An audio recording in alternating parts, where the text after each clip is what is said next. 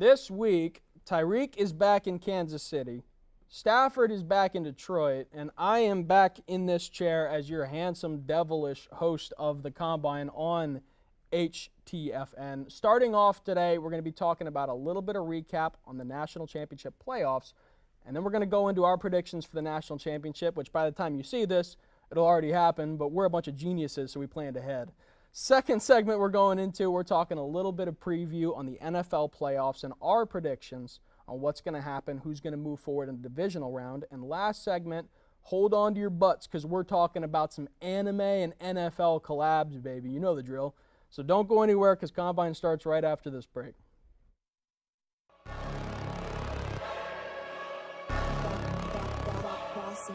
Things gon' change when I really hit the field. Undefeated chance, man, you know what's the deal. Tryna find a kid, I'm in the field doing drills. Boy, you just a sucker, you ain't never keep it real. 3 rings in my hand, I'm a warrior to the max. When I hang it up, they gon' have to give me plaques. Step up in the building and I only bring the facts. When I make a highlight, they gon' replay, run it back, okay? Always locked in, now I don't got time to lax. Saying he the best, he could take a lap. Batted 1,000 when you check the stats. Boy, is you ready? You ain't gotta ask.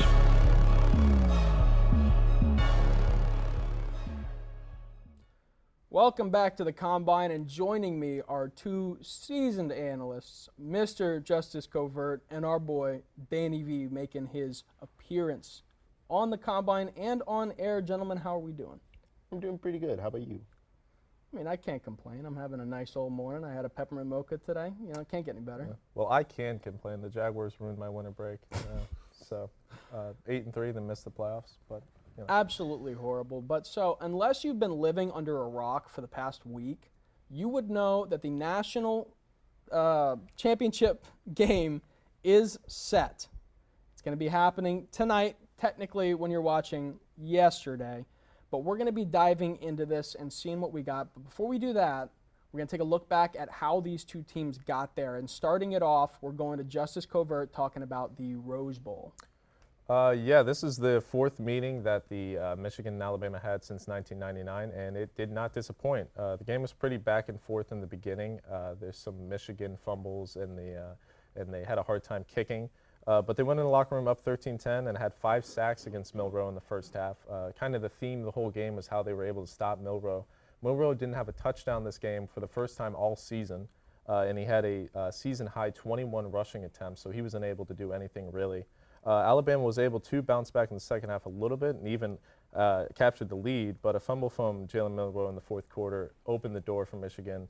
And Bama went on to have a 20-13 lead over Michigan with 4 minutes to go, but J.J. McCarthy was able to drive down the field and score the touchdown to Roman Wilson and send the game into OT, where it only took Blake Corum just 2 plays to get in the end zone to put Michigan up 27-20, and ultimately that was enough for Milroe. Ultimately that was enough to end the game as Milroe and Alabama were unsuccessful to score in overtime and on a botched RPO play because the center can't snap properly. Yeah. So, luckily, with all this, with Blake Corum's fantastic performance, J.J. McCarthy had his shine. Michigan has the chance to take their first national title in 25 years, just about, maybe even more. It's going to be a very, very big game, but their opponent just came out of the Sugar Bowl, and Mr. Danny V is going to be covering this for us. Yeah, located in New Orleans, Louisiana, the Sugar Bowl, which is actually a rematch of the 2022 Alamo Bowl, number 2 Washington took their battle against number 3 Texas. And it was a great game to behold as Washington's high-powered offense by Michael Penix just flew over Texas. It's Michael Penix and Washington, they had 532 total yards compared to Texas 492. There was a little bit of a bad plays by Washington with them having 1 turnover due to a muffed punt, but they also got themselves 2 turnovers as well. 430 passing yards compared to Texas 318. 102 rushing yards by Washington against 180 against Texas. It all led to a final play when it was a 4th and 11 in the final few seconds in the 4th quarter where Texas blocked Washington's pass attempt being an incomplete pass, and Washington is now going to the national championship for the first time ever since 1991. Indeed, and oddly enough, their 1991 national championship title was gifted to them by the AP poll, who voted on it at the time. We didn't have the national championship playoff system that we have today. Back then, it was just they voted on it. And in the game that solidified them as the champion, wouldn't you know it, they were up against Michigan in the Rose Bowl. So we have a huge rematch coming up. I think it's going to be awesome. But before we look into the actual national championship, I want to look at some of these players that are seniors, juniors. They're going into the NFL draft, that maybe a big game here or a poor game here might affect their draft stock negatively, positively. They might have a surge. Something goes on. But starting off, I want to look at J.J. McCarthy. So if he has a great game, if he has a bad game, can this really affect his draft stock going forward? Like, is this a game that he must have? Yeah, I mean, I personally think Michigan's in the driver's seat to win. He's pretty much a game manager at this point. He only has thrown 9 interceptions in the last 2 seasons. He doesn't have that many passing yards. He isn't that phenomenal of a playmaker. So if they win, that'll be really good for him. But if they lose, I could see if Michigan loses this game, it's probably going to be on the shoulders of J.J. McCarthy. So a win is very important for his draft stock. Yeah, agreed. And I want to pass this next one in a second over to you, Mr. Danny V. Washington, with Michael Penix, he has had a very late absolute surge in draft stock recently. According to Mel Kiper, who stinks, his draft stocks are terrible. He had him going from 40 all the way up to 10 almost overnight. With this surge, do you think that a player as crafty as him with a poor game might drop, or do you think he's kind of solidified in that top 10? I think it's mostly solidified. I mean, unless it's another like TCU Georgia game where it's like a 66-3, where it's a really bad game. Yeah. Unless it's that kind of bad performance, I think he mostly solidifies himself as a pretty good spot where he is now. And I would honestly completely agree with you. I don't know if he jumps any higher through this. All honestly, with a win in the Natty, I don't even know that he jumps above 10, just because there's so many talented players in this draft class. Well, it's like depending on his performance. I think if he has the same performance as he did against Texas, 430 yards, 2 touchdowns, and he was just rifling the ball down the field with ease, a lot of GMs and everybody else will look at this guy who's now had like almost 50 starts in college. He's going to be 24 years old. I think you can make the claim that he's probably the most pro-ready quarterback entering the draft if he has a great performance against a Michigan defense. Very fair. And real quick, last one, just a quick yes or no. Blake Corum, who's sitting at, I believe, 84 overall right now in draft stock. Do you think that a good or bad game could affect him, or do you think he's kind of staying where he is? Considering how well he did against Washington, I think like 2 years ago, where he went 21 attempts, 171 yards, and 3 touchdowns. Yeah. He's actually entering the game with a multi-touchdown game in 7 straight games. So he's gotten multi-touchdowns in 7 straight games leading into this one. So if he just keeps doing that, I think he'll skyrocket up the draft boards and be one of the best running backs to take in the draft. Yeah, and I completely agree. But moving forward, we do have the national championship tonight. For y'all, again, it's going to be yesterday, but you get the gist. Washington at Michigan. I think the biggest story here is going to be Michael Penix, who's been extremely talented offensively, is coming in against probably the best defense in college football. It's going to be huge. It's going to be a very, very tall task for him to get around this. But aside from that, J.J. McCarthy is then going against a Washington defense that's probably good enough to hold, but maybe not good enough to hold for long. So do you think that any of these defenses might shine and really set an edge, or maybe an offense? What are we feeling here? I'm really feeling the Michigan defense. They are currently ranked the #1 defense in the nation compared to Washington, who has the number 30th. So it is definitely going to be a really big task. I mean, granted, Washington did have themselves a tougher strength of schedule, but I do believe Michigan's defense will definitely come in to shine. When we see some of their previous games, like against like Arizona State, where they had like very close games, the defense really pressured them, and I believe Michigan's defense will pressure Michael Penix a lot. Yeah, and speaking of which, does that mean you think Michigan's taking this? I believe Michigan is going to win it. Interesting. And Mr. Justice? Yeah, I think Michigan's defense is going to tee off on Penix, so I'm going with Michigan. Interesting. I'm playing devil's advocate here. I really like Washington. I love Michael Penix. I think this guy's a stud, and I think he puts on a heck of a performance. But we will be right back in just a few short minutes. I'd like to thank y'all for coming on. Don't go anywhere. We'll be right back after this. Jack, buddy, why are you here? I don't really understand why I'm here. I got called a delusional fan. I just don't understand why I'm delusional if I think Kirk Cousins had the best mustache in the league. Well, Jack, buddy, I don't want to be the one to tell you this, but I don't think anybody looks cool in handlebars. But they're back, man. They're back. They're not. They're not. Sometimes you just got to face the hard truth. It's right there in front of you. All these people, they're calling you delusional, but sometimes you got to worry about, am I projecting? Is it me? And in this Let me case, tell you something, bud. It could never be me. Anything I say is factual and truth, and that's why the Vikings are going 16-1 this year. organization, you have to look at your roster and say, I've had Kirk O'Thuggins for 6 years. Maybe it's time to move on. There is no moving on from Perk Thuggins and Justin Jefferson. Do you think that maybe this all started just because of a little disappointment? Nothing has started. This is how I live, and I am not delusional. I'm a prophet. Much like the Sheriff Lizard at the end of Rango, I sailed off into the sunset at the end of this week as my Tampa Bay Buccaneers ended up clinching their third straight NFC South title. It was huge. I know John Warner is very happy about that. And speaking of which, I have some very seasoned, esteemed guests with me today, Mr. Jared Fox and Mr. John Warner. All three of us had our teams make the playoffs, so how are we feeling right now? Dude, unlike Justice, I love the Tennessee Titans right now. That's all I got to say. Mr. John? Putting aside the fact that we beat the worst team in the NFL by Very, 3 field goals. Very deplorable. A win's a win, and 3 NFC South championships. You can't sneeze at that. It was incredibly sad and deplorable and horrible. And any other undertone you can attach to it, that's exactly how we played. Yeah. It's a Todd Bowles game. What can you say? Todd Bowles Todd Bowles stinks. But anyways, we're diving straight into our predictions for these games, and each one of us has been assigned one of the biggest games of the AFC or NFC. And here to talk about the biggest game in their opinion of the AFC, we got Mr. John Warner. What do you got?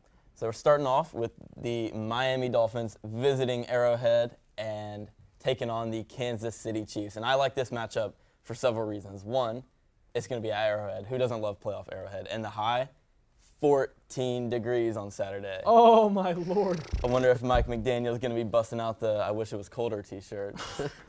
And it's because, I mean, we know the Dolphins' history in cold weather. They like to mock it. And for good reason, the Dolphins are an aerial team. They like to pass through the air, the most passing yards in the NFL. So it'll be interesting to see how that translates to Arrowhead in the playoff atmosphere in the freezing cold.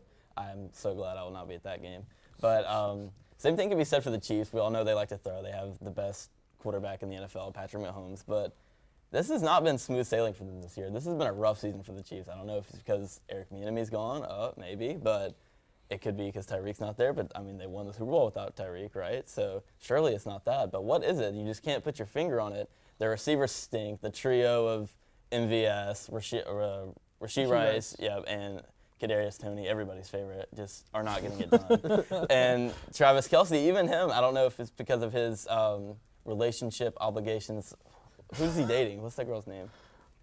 I'm not saying it live on air. Keep talking. I'm blanking. I just can't think of it. But even he has looked a little mortal this year. He hasn't looked like the best tight end in the NFL. So it's just a lot's going on for them. And Patrick Mahomes usually locks in when it comes playoff time.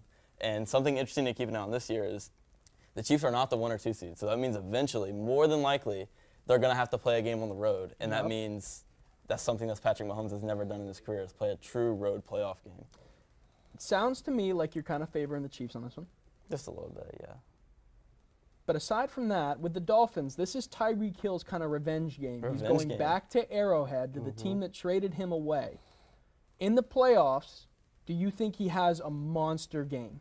I mean, how could he not? Like, I'm sure he's had this game circled for a long time. This is what he went to Miami to do, was to win and beat the Chiefs. Like, I'm not sure exactly why he left the Chiefs, what the exact reason was, but why would you leave a team with that much success? Money. I mean, well, yeah, that, and probably also to live in Miami too. But, yeah. This is what he's been looking forward to all season, so I do anticipate him to have a big game. Nice. But you heard it here first. John is having the Chiefs move forward. I don't disagree with it, but I do like the Dolphins. I think it's going to be a really close game. But I moving do disagree on, with it. You think the Dolphins are taking it? I think the Dolphins take it. I do want to push, though, because I am more interested in a different grudge match that Jared Fox has. Oh, yeah. What do you got for us? We're talking about the revenge game of the week. We're talking about The Matthew Stafford and Jared Goff trade, baby. The Rams and the Lions clashing together. Matthew Stafford's return to Detroit.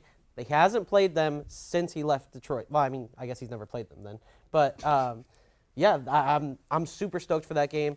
Puka Nacua, like I said, greatest rookie receiver of all time. Soon to be the greatest receiver of all time. Just wait for it. But I'm super hyped for that game. It's going to be Matthew Stafford, Cooper Kupp, Puka Nacua versus Jared Goff, Amon-Ra St. Brown, maybe Sam Laporta. We'll see. Hopefully.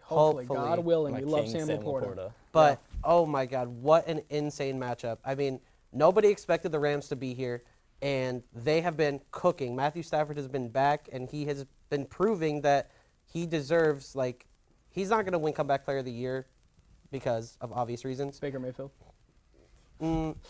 Mason Rudolph. But, Oh my God. but, I mean, Matthew Stafford has been playing sensationally, and Jared Goff has just up or down games. So I'm just really excited. I think that the Rams take it. I think they upset them. Oh, no. Oh, yeah. No, wait. Oh, yeah. No, because you're forgetting one important piece of this. Jameer 'Cause- Gibbs. No. When Jared Goff gets down, he's going to get a bite off your kneecap. And on the way back down, he's going to bite off the other one. Dan Campbell is an animal. I love Motor City Dan Campbell. MCDC. Yes. Absolute stud. And I can't wait to see what he does. I'm taking the Lions on this one. So- I really think Yes. so. I got a question then. Do you think that Dan Campbell's a better coach than Sean McVay then? Because Sean McVay has a Super Bowl ring. I like him more as a player's coach. I think the players are more fired up to play for Dan Campbell than they are for Sean McVay, but I think Sean McVay's the more intelligent, carefully crafted coach. I can agree with that. Good take. That I can agree with. Okay, but moving forward, the Eagles think they found their quarterback of the future. They put him in the kitchen, but guess what? Bro does not know how to bake. And that's unfortunate for them because the Tampa Bay Buccaneers got a guy named Baker Mayfield, and this guy is a stud. This guy's an animal. The Bucs have been awesome lately. Mike Evans is on fire. Chris Godwin is on fire. Trey Palmer has come out and sort of done his own thing. Cade Otton is doing his thing. Rashad White has been a menace. 1,400 yards on the season. They look devious. We have the Eagles at the Bucs. And moving into this, I think the biggest play is going to be the Bucs defense. I think this is where everything's going to shine. Front seven, we have our rookies, Yaya Diaby, Kalijah Cansey. We've been using them perfectly thus far through the season. They've been doing excellent as rookies. Behind them, Levante David, Devin White, potentially one of the best 1-2 punches at middle linebacker in the NFL. Behind them, decent DB room, but where they lack, we make up for with an absolute stud who somehow missed the Pro Bowl, Antoine Winfield Jr., 6 sacks, 6 forced fumbles, 3 picks, 122 total tackles. Absolute monster on defense. I think this defense is going to be what makes the difference. I think Baker can exploit an Eagles secondary that isn't as good as a lot of people think. I think the Bucs defense can hold Jalen Hurts. I think the Bucs take this. It's going to be a close game, but I really like it. But moving forward, we do have a little bit of rapid fire. Okay. Starting off, we got the Packers at the Cowboys, which the Cowboys haven't been necessarily a great playoff team, but the Packers aren't necessarily a good team whatsoever. They just kind of snuck in. So rapid fire, what do we think? Who's going? I got Cowboys. Cowboys? Cowboys. I would also agree Cowboys. I don't think they make a run, but I think they win this game. Going forward, Mr. Steelers fan, what are we thinking? Steelers at Bills. What do you like? Ooh. You already know he's going to say the Bills. Just get it over with. Listen, man, I can't say the Bills, man. I can't say the Bills. Steelers With Mike amazing. Tomlin, man, you just never know. You just really never know. And I know Mason Rudolph had a bad game, but Najee Harris, man, I mean, just He's a run it down monster. their throats. He's a monster. I got the Steelers, man. Give me Here's the Steelers. only thing I don't like about that. Without TJ Watt, Steelers, they don't perform as well as they should, and they're not going to have TJ Watt this game. Bills are too high-powered. I think Bills take it, but Mr. John Warner, what's your take? I think this might be the only one of the playoff games that has a chance to get really ugly. I think the Oh, Bills yeah. take it Oh, big. Baby, yeah, it if could. it gets ugly, the Steelers are winning it. George Pickens is standing there, staring at the TV. How long looking before at a his score. Steelers receiver pouts? I say over under third quarter. Over under It 30 depends. seconds, man. What are we talking about? But lastly, absolute crazy matchup. Browns at Texans. Backup quarterback versus a rookie quarterback. Who do you got?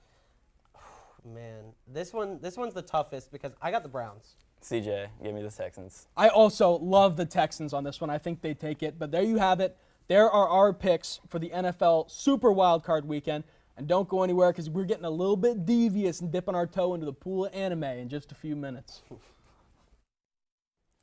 So, Tyler Brownrigg, it says in my notes you're an Oklahoma fan.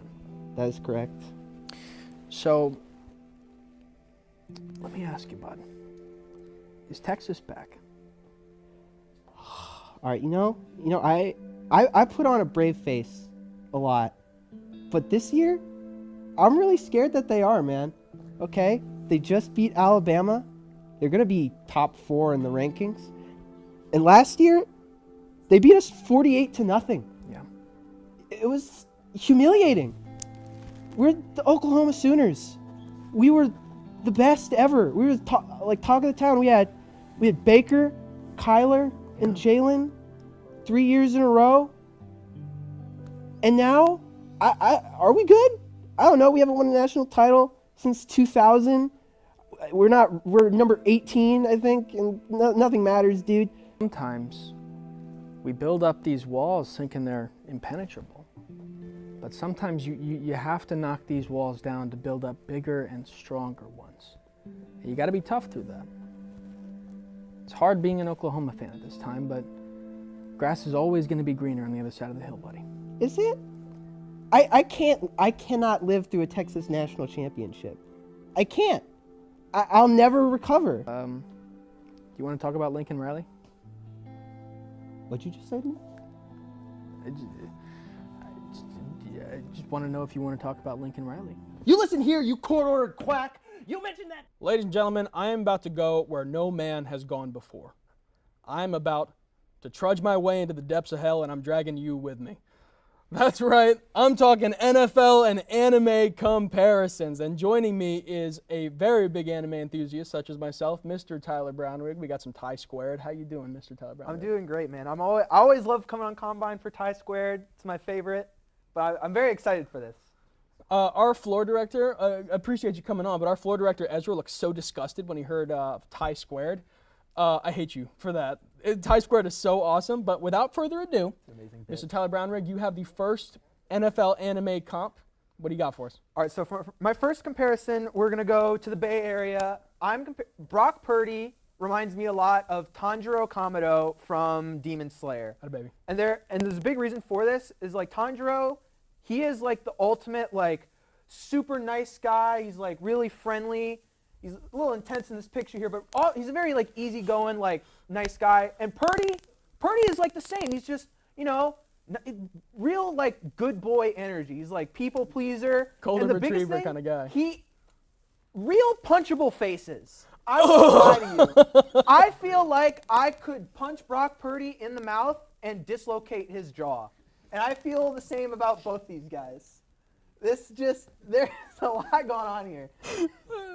I didn't know there was so much Brock Purdy hate going on right now. I don't understand why there's so much Brock Purdy hate. But, all right, I'm going to go ahead and take my first comp. I have the man, myth, and legend, Thomas Edward Patrick Brady Jr. with Gold D. Roger from One Piece, the absolute stud. Little One Piece graphic. I've been waiting to talk about One Piece for so long. Gold D. Roger in the anime. Obviously, he's a red pirate. We got red pirates everywhere. Buccaneers, obviously. That's the easy comp right there. But Gold Roger in the anime achieves the One Piece, the world's greatest treasure. Years after, everyone is gunning to achieve what he achieved. Tom Brady found 7 rings just lying around. He just managed to gather them all. Now every quarterback in the world is gunning to match this. I don't know if anybody can, but the bar is set, and the bar is set high, and that's why I really, really like this comp. But moving on, Mr. Tyler Brownrigg, you have another one. What do you got? This one I think is the best one here on this whole list that you'll see. Is Jalen Hurts is Thorfinn from Vinland Saga. Specifically, Season 2 Thorfinn. So, spoiler warning for those who haven't seen it. We're diving into spoilers. Plug your ears. Skip 30 seconds forward if you need to. In the second season, Thorfinn becomes like a very like more like passive guy, and there's this iconic scene where he's like, I have no enemies. And it's this very powerful story about how revenge is like not important, because that's his whole deal. Jalen Hurts is the same way in that, but they have lost 5 of their last 6, and every game he's like, you know what, this is another learning experience. I'm glad we're getting knocked down. And it's like the same vibe, but like, dude, you're losing. You need to step it up, man. So it's a good comparison for all the wrong reasons. You know what? I totally get it. This was the one that I had the most speculation about. I was more confused about, but as soon as you explained that, I have no questions whatsoever. Like, I completely agree It's with like, you. I'm glad we lost again. This is good for us. Okay, dude, sure. Moving forward, I have a great comparison between one of Jujutsu Kaisen's fan favorite characters, Aoi Toto. Absolute glorious king. stud muffin, and Rob Gronkowski. Now, you may be asking why. First off, these guys are both just absolutely ripped. But second of all, they're both the most goofy characters I think I've ever seen anywhere. Toto, some people think, it's a common cliche. Somebody sees somebody and they judge them on their looks. No, Toto judges people by asking, what kind of girl is your type? You into blondes? You into brunettes? What are you into? And if you answer wrong, I didn't think you were he gonna talk about beats, insert, other word here. He beats, he beats you. Like, you are not surviving Jennifer Lawrence this. is the correct answer, by the way. The correct wondering. answer is Jennifer Lawrence. If you don't answer with Jennifer Lawrence, you get beat up.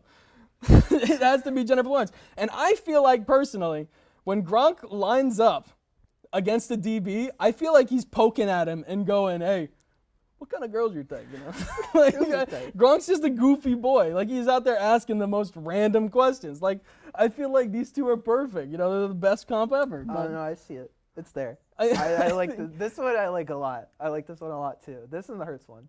this and the Hurts one are great. But moving on, Tyler Brownrigg's not done. You got one more. Yes, I do have one more. And for this one, this was the one I tried to, my goal was to try and stump Ty with a character he's like, I've never heard of this And I had never heard of this guy. And so for my last one, I have Nick Bosa and his comparison is Bulat from Akame ga Kill. Now, if you're not familiar with Akame ga Kill and Bulat, that's fair.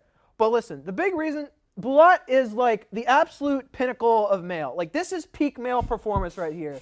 Just an absolute hunk of a man. And we look at Nick Bosa here, beefiest boy I've ever seen.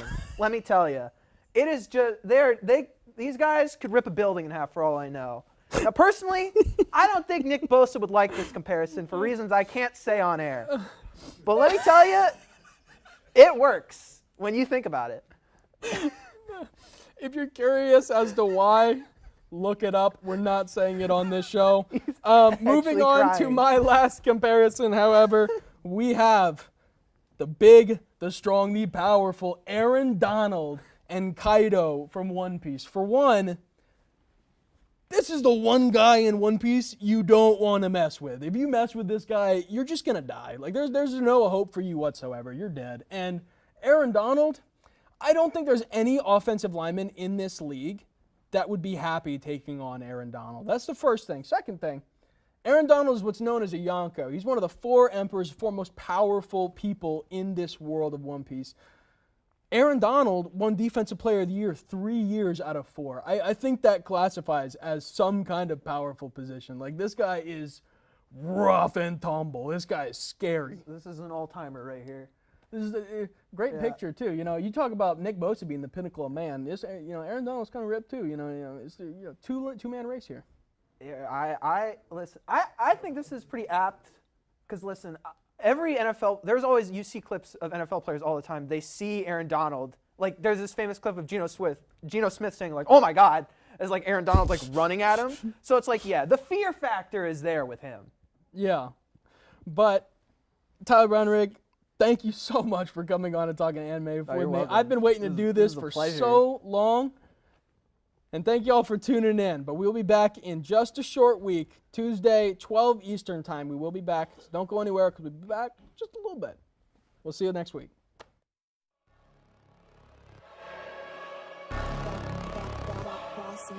Things gon' change when I really hit the field. Undefeated champs, man, you know what's the deal. Tryna find a kid, I'm in the field doing drills. Boy, you just a sucker, you ain't never keep it real. 3 rings in my hand, I'm a warrior to the max. When I hang it up, they gon' have to give me plaques. Step up in the building and I only bring the facts. When I make it